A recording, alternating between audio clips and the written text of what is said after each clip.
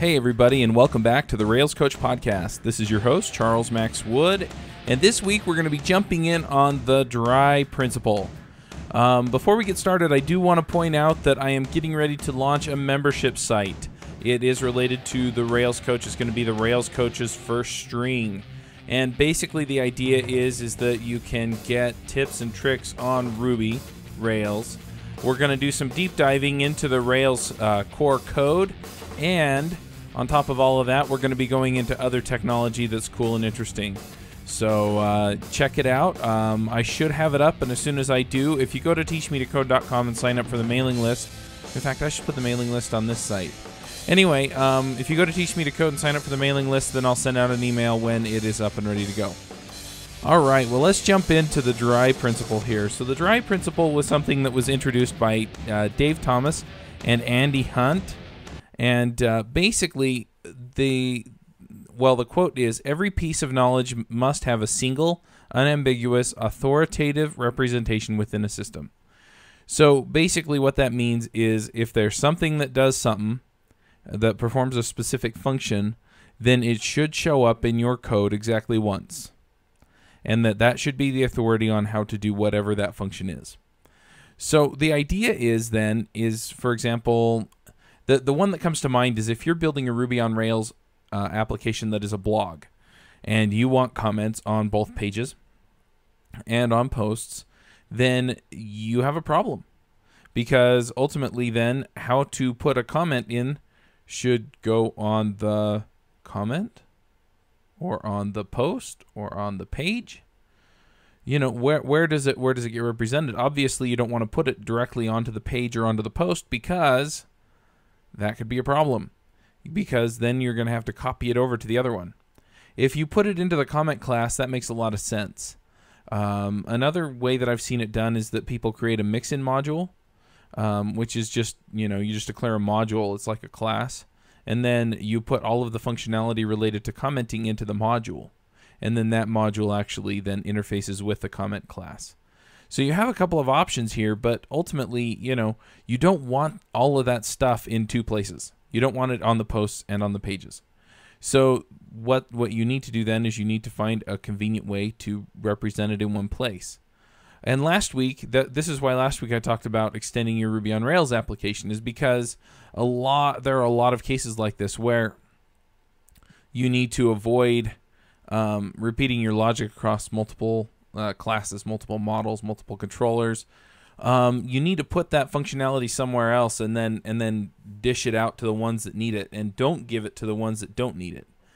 And so we talked a little bit about mix-in modules and putting those in the lib directory or in the plugins folder, or this or that. A lot of different options there. You can put those mix-ins into plugins.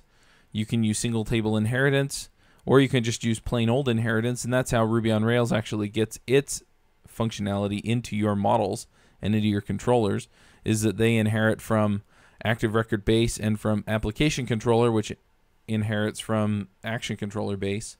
So, I mean, there are a lot of options there, but you need to be able to put that logic somewhere, and a lot of times the appropriate place for it isn't necessarily in the models folder itself. So that's why I was going into that. Now, there are benefits to using the DRY principle other than just having to update two models when you need to change the commenting logic, for example. It does make it so that you can just change it in one place and know that it's done. But the other thing is that you can then be assured that everything's done in the right way, in a consistent way. And so you don't get any weird cases, edge cases, where, this model or this method works this way over here and that way over there, and ultimately they should look basically the same.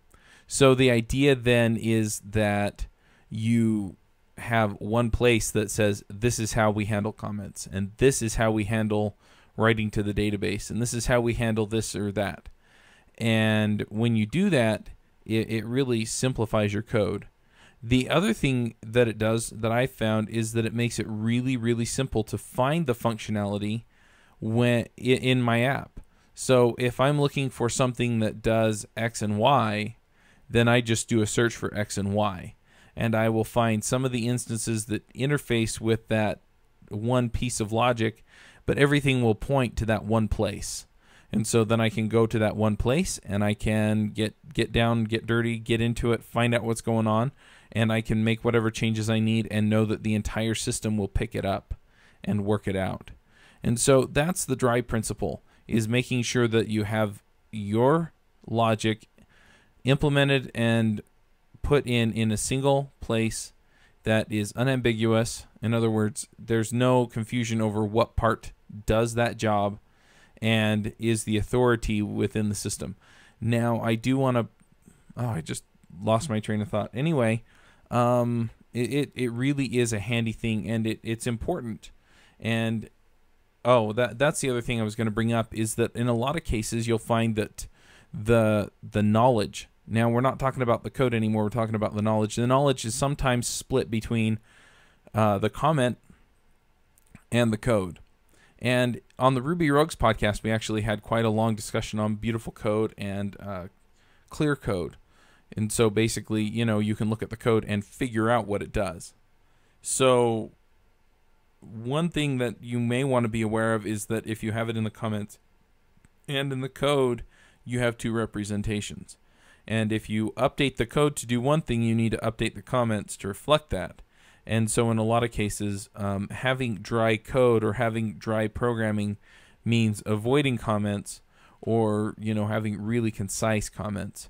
And that's pretty much all I have this week. So if you go to railscoach.com, you can look at the comments. You can leave a comment. You can give me some feedback. Let me know what you think. If you go to teachmetocodecademy.com, you can sign up for my Rails Summer Camp. It's an 8-week course. It's 8 weeks because I'm literally going to cover everything. And I'm working on a few other things that I would love to have you look at and get involved in. So by all means, go ahead and check that out. I'm hoping to get the sign up for the mailing list up this week, and we'll catch you next week. And that's it. This is Rails Coach, your playbook for Ruby on Rails.